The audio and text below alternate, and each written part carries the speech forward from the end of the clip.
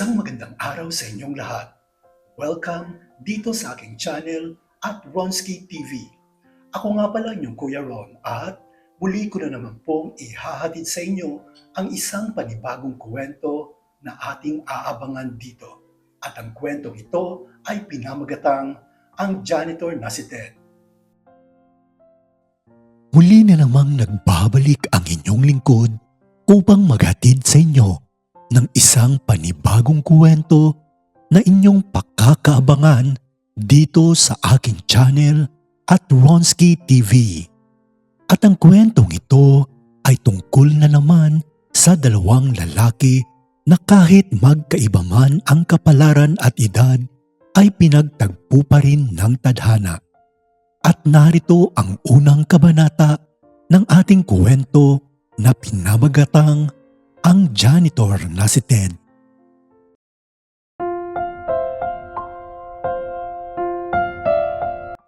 Ang ating unang karakter ay tawagin na lang natin sa pangalang Ted. Si Ted ay 40 years old, maganda ang pangangatawan, nasa 5'9" ang taas, moreno at medyo mahiyain. Hindi naman nakapagtapos ng pag-aaral si Ted. Second year high school lamang ang naabot nito at sa murang edad ay kinakailangan na nitong magtrabaho dahil sa hirap ng buhay.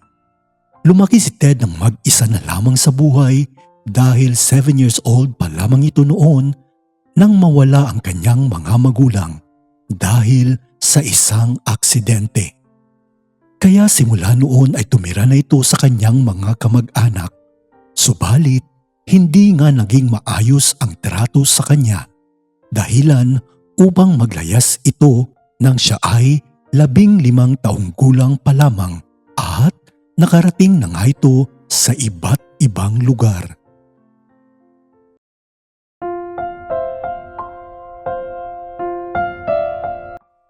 At sa murang edad ni Ted, ay natuto na itong makipagsapalaran sa Maynila dahilan upang mamulat nga ito sa kahirapan sa buhay.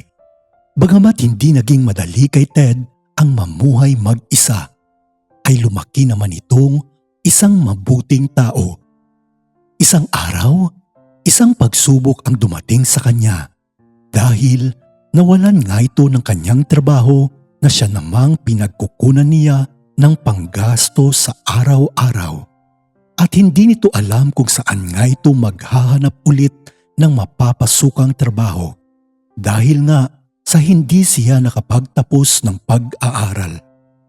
Bagamat mahirap man sa kanya ang maghanap ng trabaho, ay hindi pa rin ito nawawalan ng pag-asa kaya sumubok ito palagi hanggang sa isang araw habang naglalakad nga siya ay napansin nito ang isang private school na naghahanap ng isang janitor.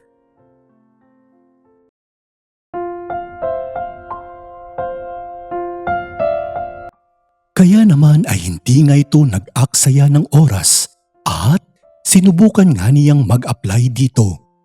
Nagtanong nga ito sa guard at doon ay kinuha ang kanyang resume at ilang sandali pa at pinapasok nga siya sa loob. Hanggang sa dumiretso ito sa may HR office at nakita nito ang isang matandang babae na nasa 50 years old at kakaiba kung tumitig nga sa kanya na para bang hinuhubaran nito si Ted at panay kagat sa kanyang labi. Nagpakilala nga si Ted sa babae at sa mga oras na yon ay dalawa lamang sila sa loob ng office nito.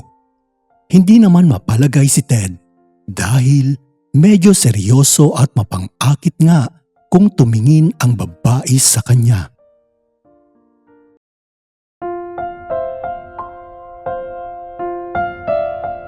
Samantala, pinaupo na nga nito si Ted at nagpakilala na nga ito at sinabi ang kanyang pangalan na siya nga si Miss Cathy, ang head ng HR department ng eskwelahan. Inabot nito ang kamay niya kay Ted at medyo nahihiya naman si Ted na hawakan ang kamay nito dahil sobrang makinis nga ang kamay ni Miss Cathy. Ilang sandali pa at hinawakan na nga ni Ted ang kamay nito.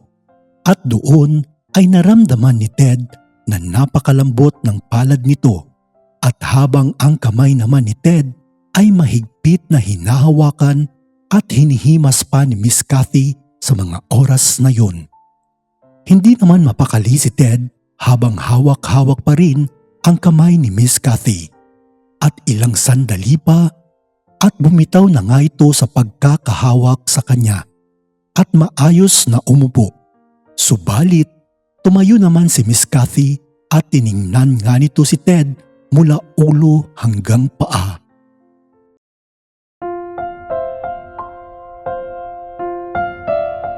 Samantala, lumapit naman si Miss Cathy kay Ted at hinawakan ang kanyang balikat habang dahan-dahang pinipisil at nakakaramdam naman si Ted ng medyo naiilang nga ito sa mga sandaling iyon habang si Miss Cathy naman ay patuloy lamang sa kanyang ginagawa habang nagtatanong ito kay Ted.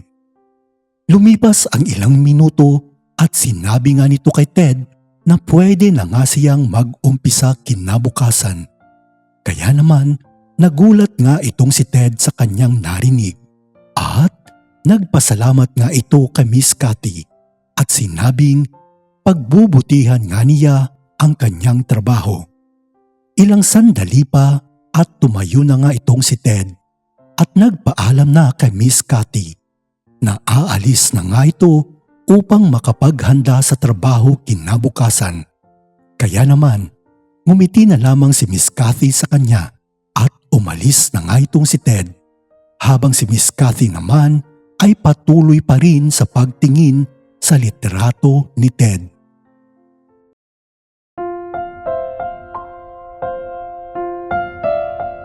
Habang papaalis si Ted sa eskwelahan at papalapit na ito sa may gate, ay nakasalubong naman nito ang isang binatang estudyante kasama ang kanyang barkadang lalaki na papasok sa loob ng eskwelahan.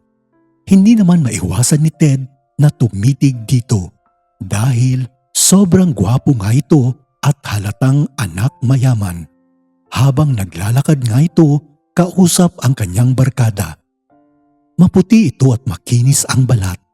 Mapula ang kanyang labi at may katangkaran din. Kaya naman, tinanong ni Ted sa guard kung sino at ano ang pangalan ng lalaking estudyante na kanyang nakasalubong. Sinabi naman ng guard kung sino ang lalaking estudyante at doon ay sinabi nito ang kanyang pangalan na siya nga si Gerald. Lumaking marangya sa pamumuhay itong si Gerald at nabibili nga nito at nakukuha ang lahat ng kanyang gusto. Subalit kahit mayaman ito ay tanging ang kanyang yaya lamang at driver nito ang kasama niya sa isang napakalaking bahay.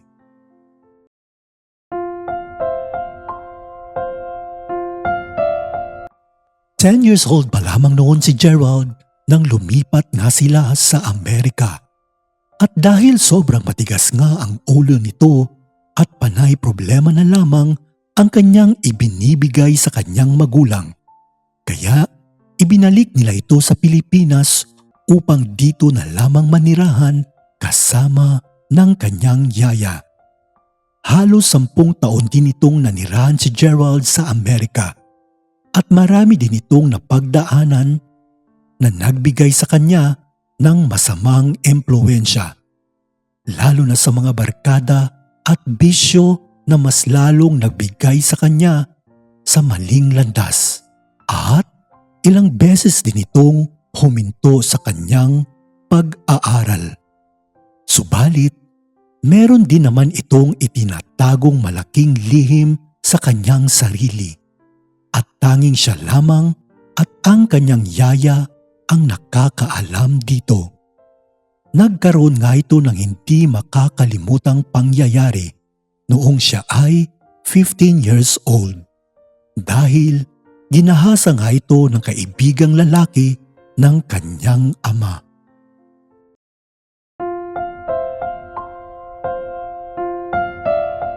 Ang pangyayaring iyon ay ang siyang nagpabago nga sa kanyang pagkalalaki. Lalo pa at first time niya ngang naranasan ang makipagtalik sa kapwa lalaki. Inaamin nito na nagustuhan niya nga ang karanasang iyon dahil sobrang pinaramdam sa kanya ang kaligayahan na labis nitong ikinasabik lalo. At naranasan niya ito sa kaibigang lalaki ng kanyang ama na Pinoy US Police Officer na nasa 45 years old, gwapo, makisig at sobrang malakas ang apil. Nang mga sandaling iyon habang sila'y nag-iinuman, ay nagbabalak nga itong si Gerald na sirain ang sasakyan niya. Ngunit hindi nga ito nagtagumpay dahil nakita nga siya. Sobra namang natakot at kinabahan itong si Gerald sa mga sandaling iyon at hindi nga nito alam kung ano ang gagawin habang ipinasok ito sa loob ng kanyang sasakyan.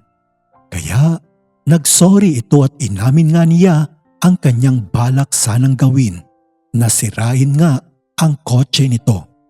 Ilang sandali pa at kinuha nga nito ang kanyang baril at itinutok ito kay Gerald at sa mga oras na iyon ay nanginginig nga ito. Ngunit ilang sandali pa at pinaandar nga ito ang kanyang sasakyan at umalis kasama si Gerald na nasa loob.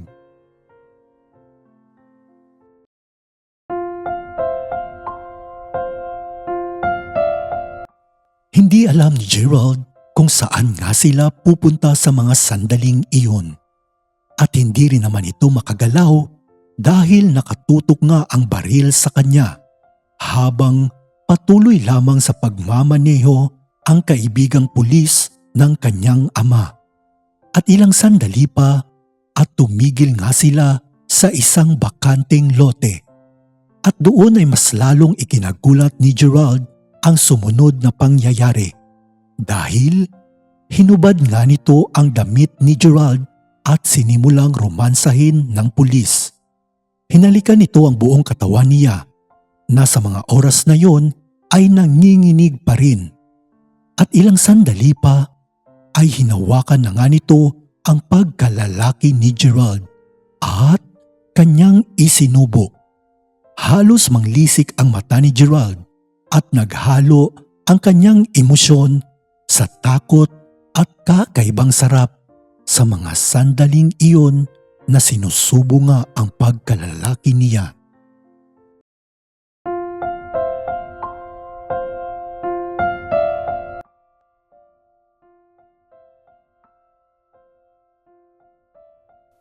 At dito nga'y nagtatapos ang unang kabanata ng ating kwento na pinamagatang Ang Janitor na si Ted. Abangan niyo po muli ang ikalawang kabanata dito lang sa inyong paboritong channel at Ronski TV. Huwag niyo pong kalimutang mag-like, mag-subscribe at mag-share. Muli, ako po inyong Kuya Ron at maraming salamat po.